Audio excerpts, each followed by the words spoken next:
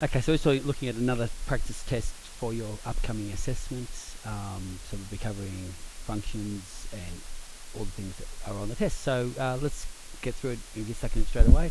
So can you just do a quick, neat sketch for each of the followings and circles, parabolas, straight lines, exponentials. Okay, and then when you're ready, come back live. Okay, you're back.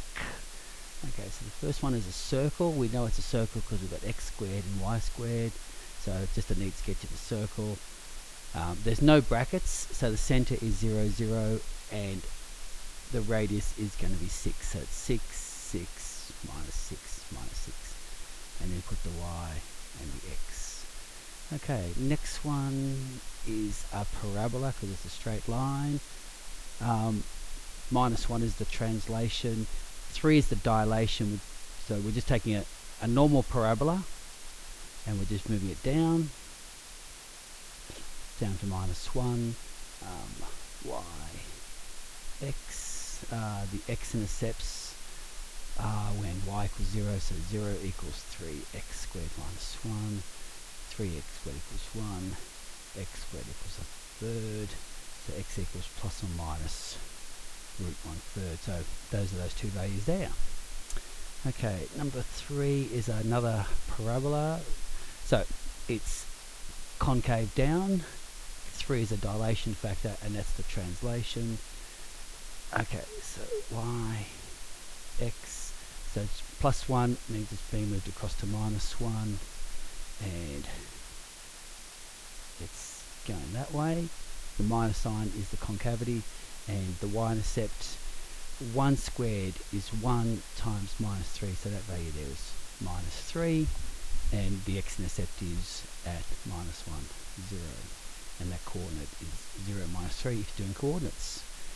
Okay, number 4 is a straight line. So I can squeeze it over here. Y, x. Okay, 4 is the y-intercept. The gradient is negative, so it's sloping to the left. And the x-intercept is when y equals 0, so 0 equals 4 minus 2x, so 4 equals 2x, x equals 2. Okay, 5 and 6 are both exponential functions. So number 5. Okay, so there's nothing happening behind it, but there's a minus x, so instead of the parabola, exponential going this way, it's actually going that way, it's decreasing. This is the asymptote, so you draw your line close but you don't touch. That number is the y-intercept, which is when x equals 0, so that value is 1. Okay, so the horizontal asymptote is y equals 0. And the lucky last, number 6. Okay, minus 2 is your asymptote down here, so y equals minus 2. When x equals 0, 3 to the 0 equals 1. 1 minus 2 is minus 1, so it's crossing at minus 1, so it's going up like that. And you don't have to worry about that value there. In year 10 core, the 10A's would have to do that. And don't forget your y's and the x's. Okay, that's the first one. Let's move on. Okay, so now we're looking at ones that are cubics. So just draw a neat graph of each of those ones. And when you're ready, come back. Okay, first one, yx. So the normal, because there's no x squareds and x's, this is just a odd function that would normally look like that. So that's y equals x cubed. And so what's happened is the function's just moved down. So it looks like that. So that value there is minus 2. And that value there would be the cube root of 2. Okay, it's an odd function because it's an odd power. Okay, next one, number 2. These are the roller coasters. So the x-intercepts are 0, minus 1, and positive 3. Okay, y, x times x times x is x cubed, which is positive, which means it has to finish up. And we're going to go through it. Minus 1, 0, and positive 3. So it's going to go something like that. That's that one there. Okay, and looking at the last one. Okay, that x-intercept there is 1, and it's a double, which means it's going to bounce. That x-intercept there is going to be 3. The y-intercept minus 1 squared is positive 1. 1 times 3 is 3, so it's going to go through at 3. And x times x is x squared times minus x, so it's minus x cubed, which means it has to finish down low and has to finish high, and it's going to bounce at that one, so it's going to come down, bounce, and then go up, and then come through at 3, and then finish down. So it's a double here, it's a perfect square, so that means it's going to be a bounce, but you still got your roller coaster. Okay, coming across when you're ready. Okay, so this next one is about parallels and perpendiculars. So you just have to write down the gradient of the lines that are parallel and the ones that are perpendicular. Okay, so have a go. When you're ready, come back. Okay, so the first one, parallel, perp. So the first one's the easy one. So that's the gradient. So the parallel gradient is 3. And to get the perpendicular, you turn that upside down, so that becomes 1 over 3, and then just change the sign. Okay, so y equals mx plus b. And we're done. Okay, in the second one, we've got to rearrange it so we have y equals. So first thing, we take the y across the other side. So 3y equals 2x plus 1. And then we divide by 3. Okay, and so that's the gradient, that's parallel.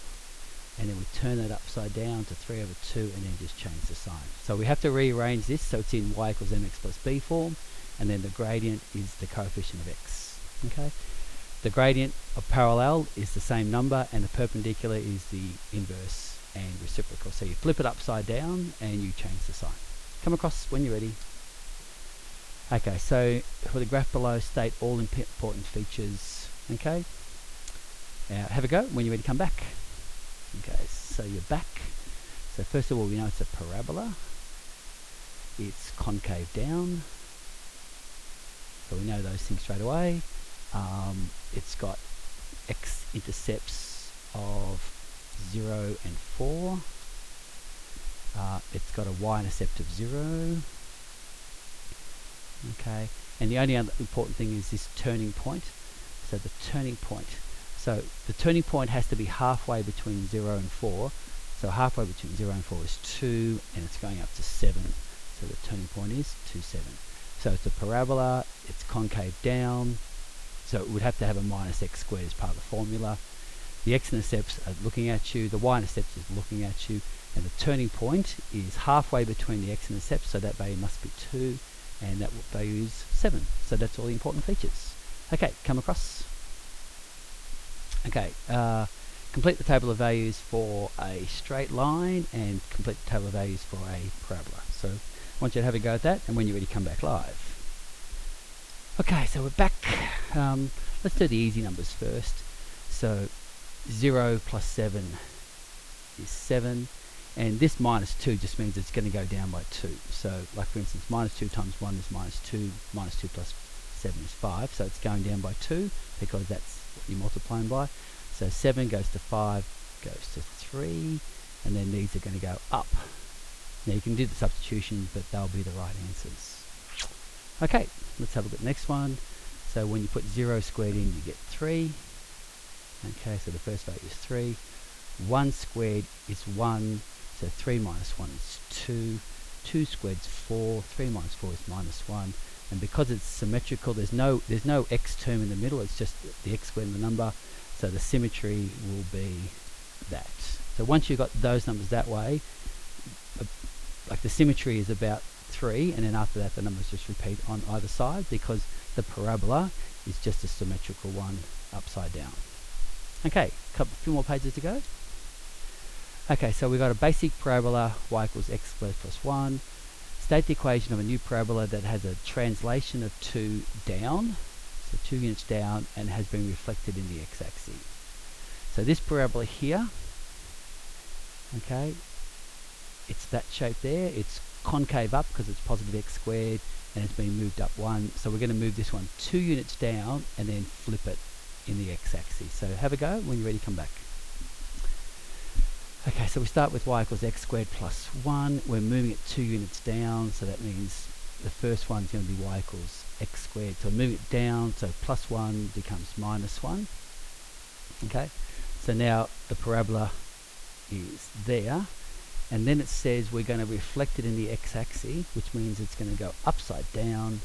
So it's going to go up this way, and so the new parabola, the final answer, will be y equals 1 minus x squared. We just change the order, and that will flip it in the x-axis. Okay, coming across.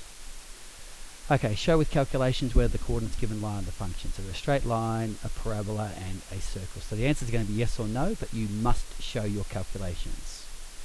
Okay, have a go. We've got about 3 pages to go. Okay, so let's see the first one. So this is your x number, and obviously that's your y number.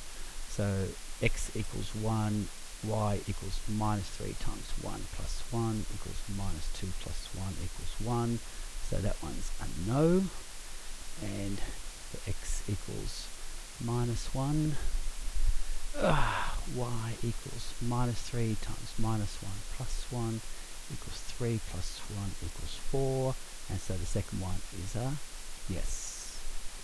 Okay, so the next one, put your x equals minus 1. So y equals 3 times minus 1 squared plus 1. Minus 1 squared is positive 1. So 3 plus 1 is 4, and so that's a no for the first one. And then the second one, putting 0 in. You put 0 in there, you get nothing. Nothing plus 1 is not 4, so that's a no as well. So x equals 0, we'll just do the steps. So we've got 3 times 0 squared plus 1 equals 3 times 0 plus 1 equals 1, and 1 doesn't equal 4. Okay, lucky last. Okay, so let's put both numbers in, because we've got x and y. So 1 squared plus 8 squared equals 1 plus 64 equals 65. 65 does not equal 9, so that's a no. And the second one, 2 squared plus root 5 squared equals 2 squared is 4, root 5 squared is 5, 4 plus 5 is 9 equals 9. So the last one is a yes. Okay, come across when you're ready. For the 2 pages to go, for the circle equation, just one equation below, state the center coordinates and the radius. Okay, so have a go, and when you come back, let's go. Okay, so you're back. Okay, there's no brackets on the x squared and the y squared, so the center must be 0, 0. And the radius is not 12, it's the square root of 12. And that's it.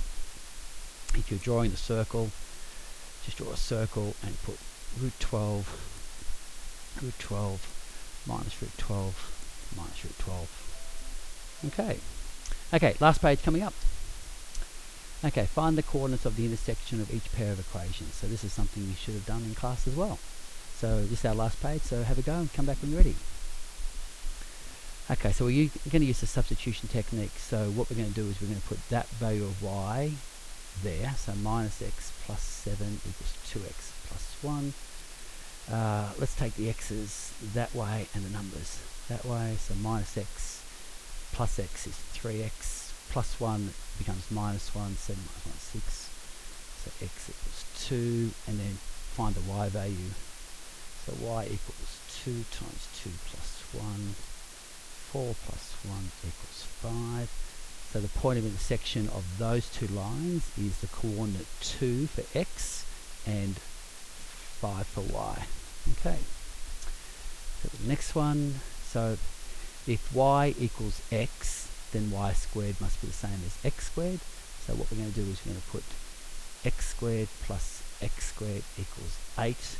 Now those two are like terms, so one of them plus one of them is two of them, so 2x squared equals 8. So divide by 2, so x squared equals 4. So x equals plus or minus the square root of 4, which is plus or minus 2.